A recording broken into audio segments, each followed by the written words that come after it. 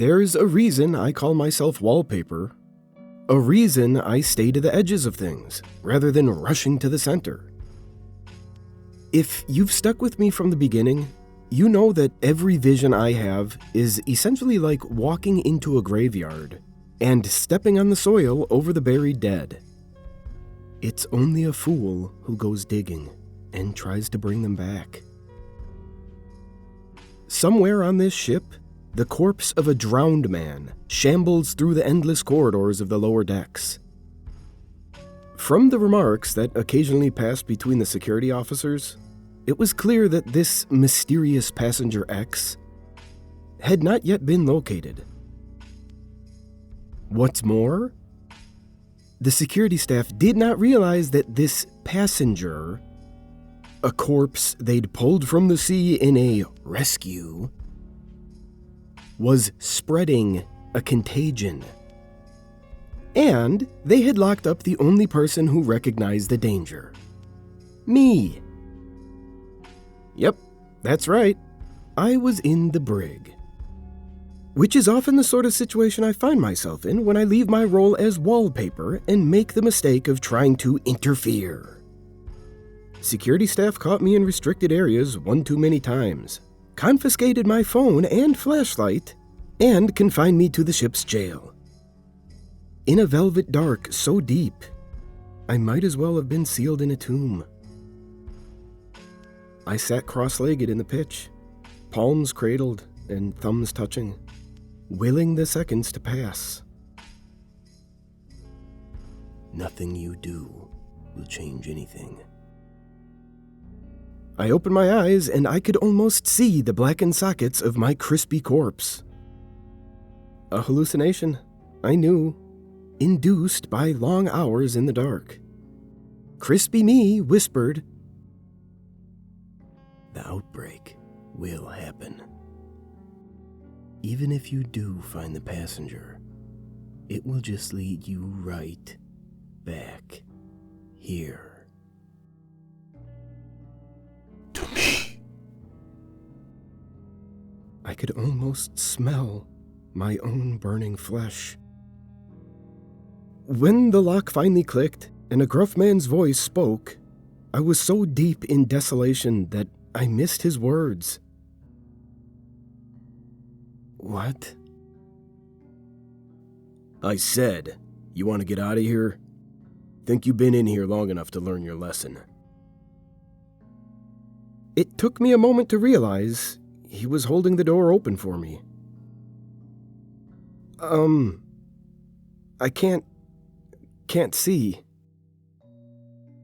Maybe try opening your eyes. He wisecracked. I did. It made no difference. My eyes were seeing 6 days in the future, when the Sea Star would be in a blackout and littered with the dead. May I have my phone? Rustling. It took me a moment to realize he was holding it out in my direction. I fumbled my hands in front of myself, managed to grab it. After so long in blackness, I was itching for even the faintest trace of light.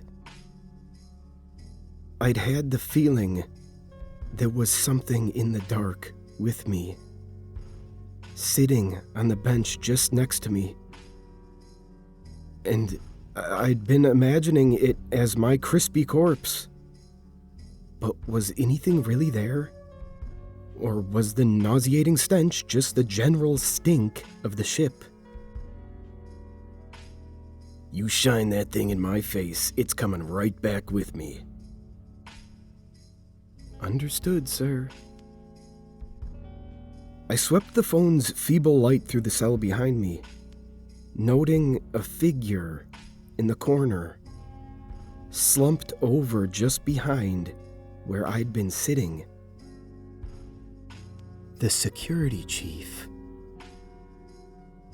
He was missing both eyes, and his mouth was split into a bloody grin over chewed bits of flesh he'd apparently bitten out of both arms. gnawing until he bled to death. Piano Lounge.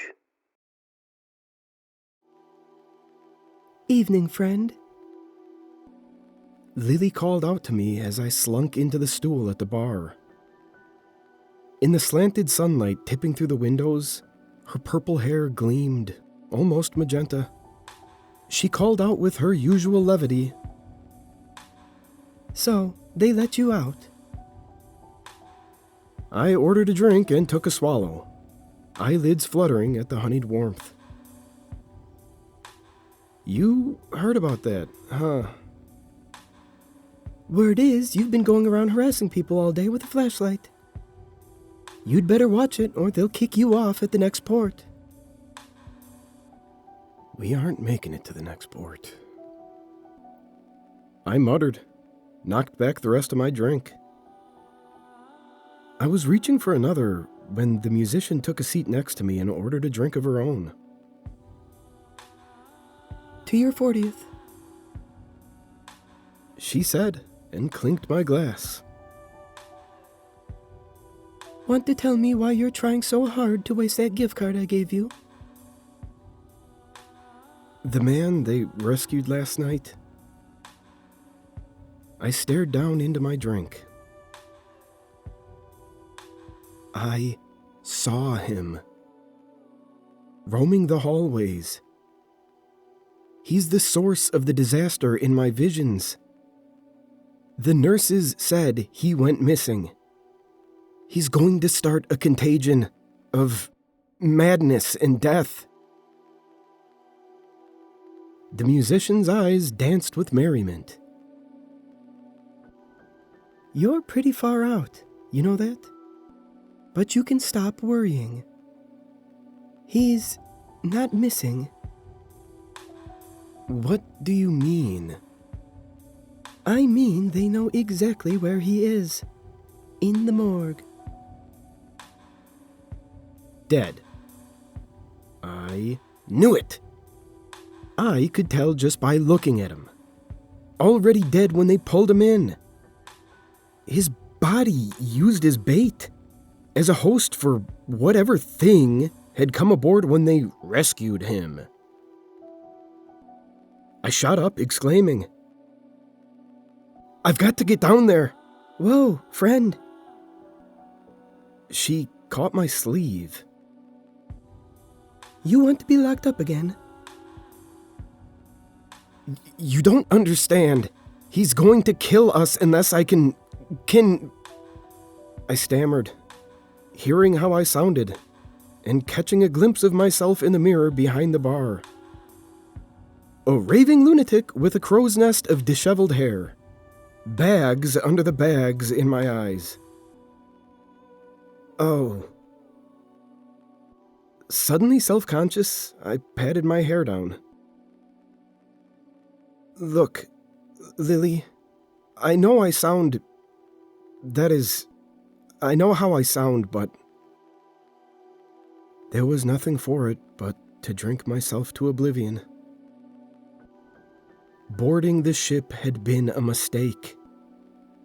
I couldn't prevent my own prophecies from coming to pass. But I persisted. But could I have your number? In case any of what I've foreseen comes true. Lily's eyebrows crawled up to her hairline. I'd seen that look before, enough to know when it was time to show myself out. I was about to leave when she took out her phone, asked for my number, and texted me. Hi, it's Lily Tsuki. She even used a little flower and moon emoji. Cute.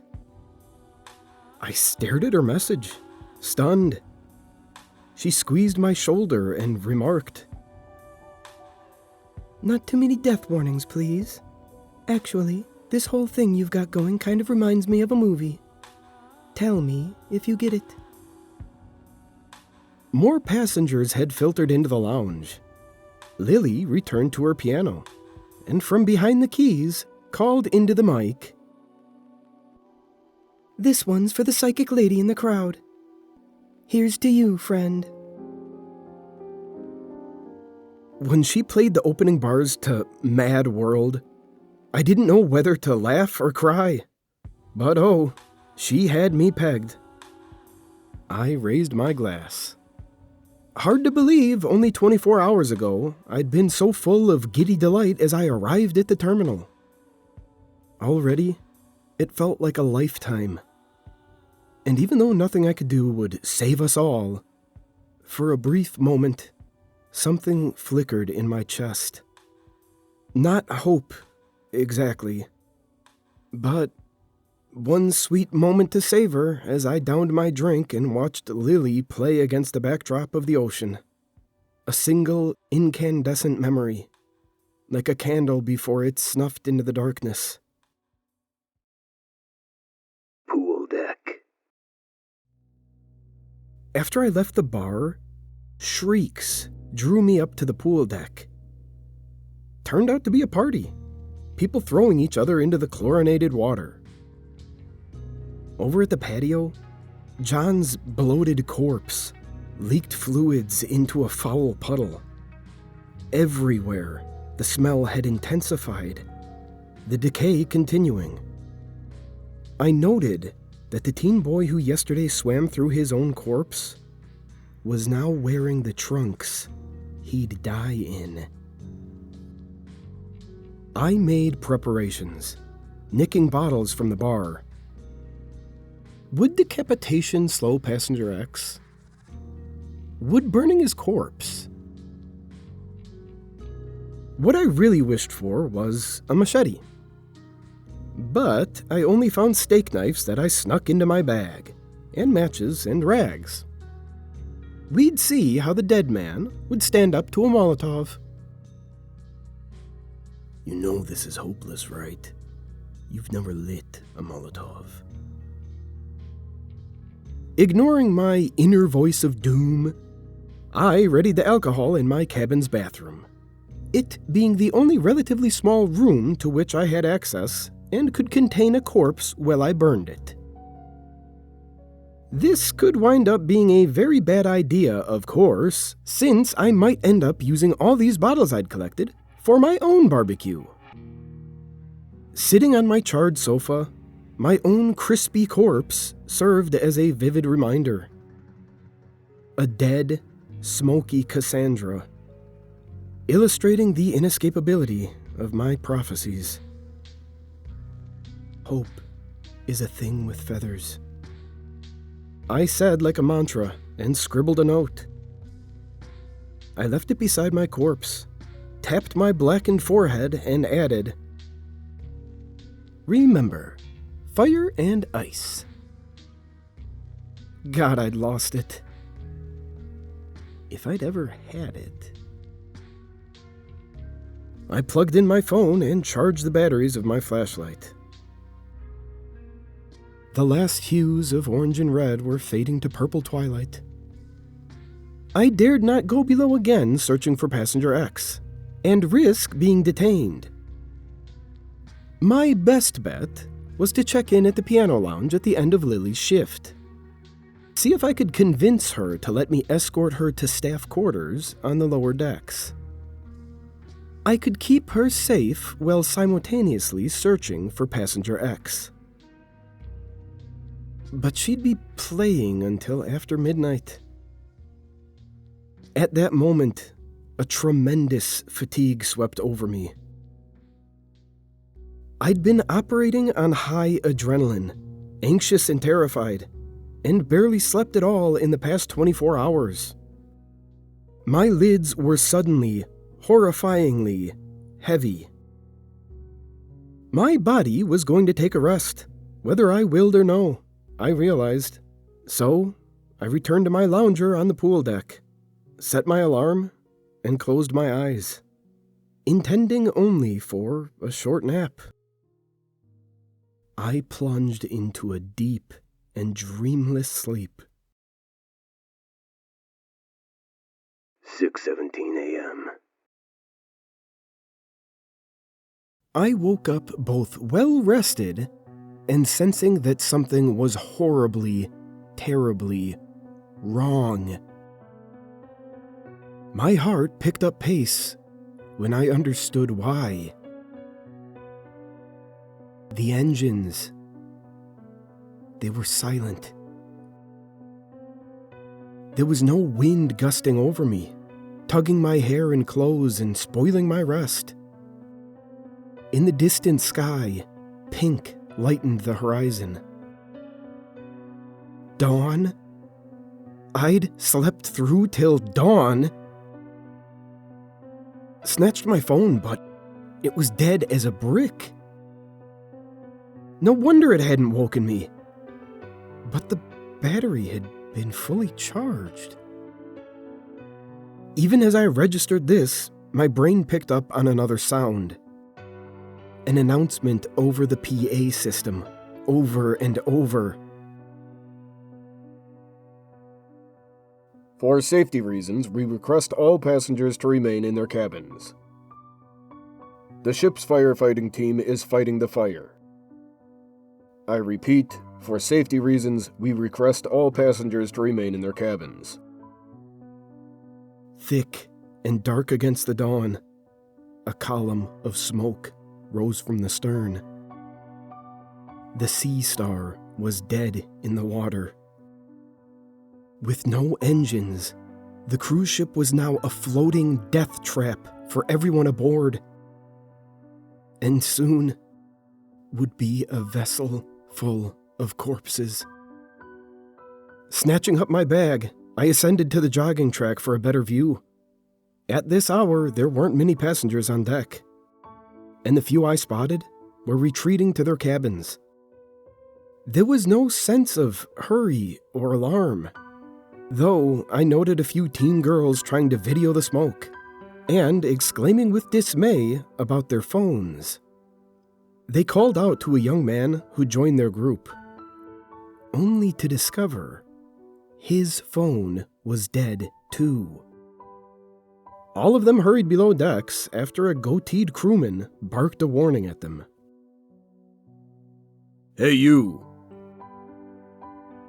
The same crewman spotted me, waving me down. As I approached, his radio handset spat static. He's eating her face! He's eating her! Quickly, the crewman silenced it, tucking it into his pocket and snapping at me to go to my cabin before charging inside and down the forward stairwell. That radio message. Passenger X? Slipping my flashlight from my bag into my hand, I hurried after the goateed crewman, only to stop in the forward stairwell when the stench hit me like a tsunami. I remembered the pile of rotting carcasses blocking the way down. The bodies were so deep into decomposition I could smell them leaking foul fluid. Even through my perfumed bandana, my lungs spasmed. But that radio message, I had to go through them. Holding my nose, I gripped the stairwell railing and barreled down the steps. They're not real. They're not real. My feet galloped along the carpet until my heel plunged into a squelchy mess, and I stumbled. Flashlight bouncing through their bodies as my vision of the future dissolved under my tumble. I thudded down the stairs and came to a jarring halt. The breath slammed out of me. Pushed myself up on the putrid-soaked carpet. Pain shot through my hip and shoulder, but nothing was broken. I thanked my brother for all the falling practice in Aikido classes we'd taken, which I continued until around the same time I gave up the name Hope. Luckily, the reflexes persisted. But I'd lost track of the crewman. Picking my way through the dim, I was just about to turn back towards the stern when radio static crackled from the closed doors of the cabaret lounge. A little prickle sent the hairs on my neck standing on end. I didn't like that I could hear the radio, but no crewman. I crept to the doors and gripped the handle. Peeked my head in. Chairs, stage, bloated corpses. So where was the radio coming from? Had I imagined it? There it was again! The room's acoustics made it difficult to pinpoint the sound, but it seemed to be down near the stage. I ducked inside the door, crouched low, and inched to the equipment booth. From there, I had a good view down the aisle. Cast in dawn's rosy light through the wide windows, the theater was almost picturesque. Were it not for the rotting corpses, their faces contorted in agony, and an inexplicable dread that curdled in my belly because I still could not pinpoint that radio.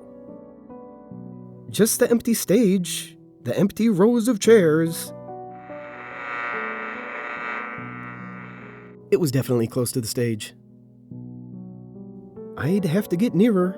The chairs at the front blocked my view. Every hair on end, every instinct shrieking, I crept down the aisle.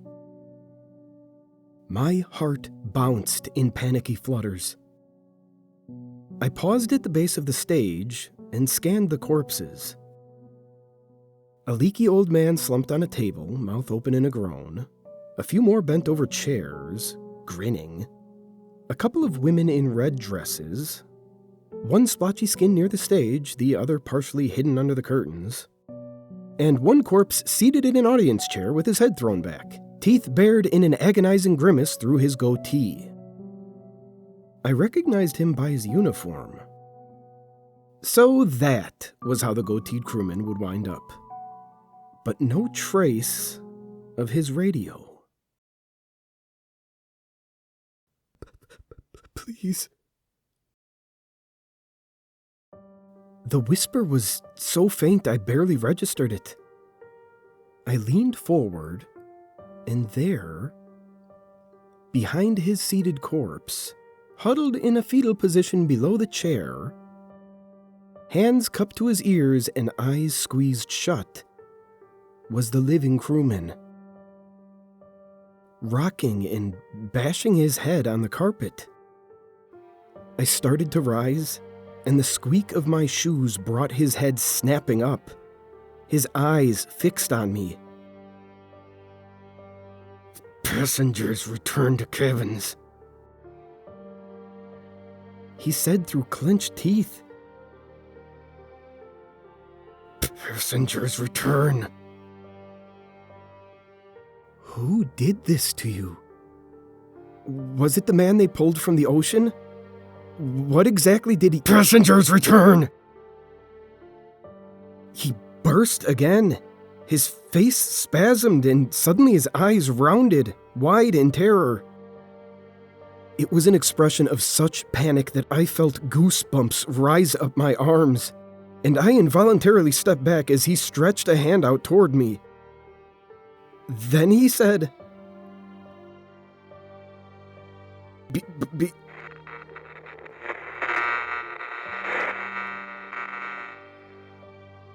The radio. Deck 9. We need support on Deck 9. Passengers. It was behind me. Arms encircled my neck. I dropped automatically onto one knee, flipping my assailant forward over my shoulder. A snarling face and hissing, bloodied mouth flashed through my view, and the flutter of a red dress. One of the corpses? Oh, God. The corpse from beneath the curtains. Fuck! I cried, scrambling backwards. A corpse attacking me? How? How could a corpse... The radio! She had it in her hand. A corpse from 6 days in the future couldn't pick up a radio in the here and now. And the blood that dribbled from her lips as she leered at me... Fresh blood. Oh. Oh. You idiot, Cass. The woman had only been pretending to be dead, lying under the curtain until I turned my attention to the crewman. Her mouth widened in a grin, full of blood from chewing her own tongue, and from attacking the crewman who was still on his knees clutching his ear and whimpering. It hadn't been Passenger X at all. The contagion was spreading among the passengers now. I backed up, fumbling in my bag. The woman chucked the radio at me, and it struck the floor and broke apart behind me as I ducked. My fingers found the handle of a knife. The woman lunged. I flung a chair at her, which she knocked aside. Instinct seized control of my limbs as I slashed with the knife. Once, twice, cutting her swiping arms but only eliciting giggles. And then I lunged, ramming the blade deep up into her neck, under her chin. A horrible gurgling sound. The woman took a few staggering steps backward, clawing at the handle, and then she collapsed, twitching in front of me on the carpet. She crawled towards the stage, finally dying in the spot her corpse from my visions currently occupied, 6 days into the future. That's why I'd seen 2 women in red dresses. The same woman. Before I stabbed her, and after. Oh God. Oh my God. I'd done a lot of things before, but never actually killed.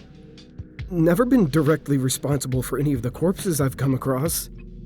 Her hot blood had spurted all over my hands and face. I tasted the salt and copper on my tongue.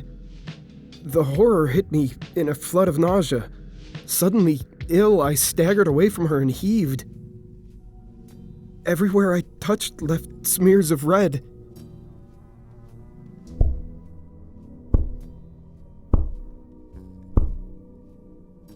Down by the stage, the crewman was hitting his head against the wooden floor. Through my numbness, a single thought penetrated. Lily. If it was already happening here, how bad was it below? The crewman's head turned towards me as I grabbed my bag. The voices. They're telling me to do things. The voices. His terrified eyes locked on mine. Run!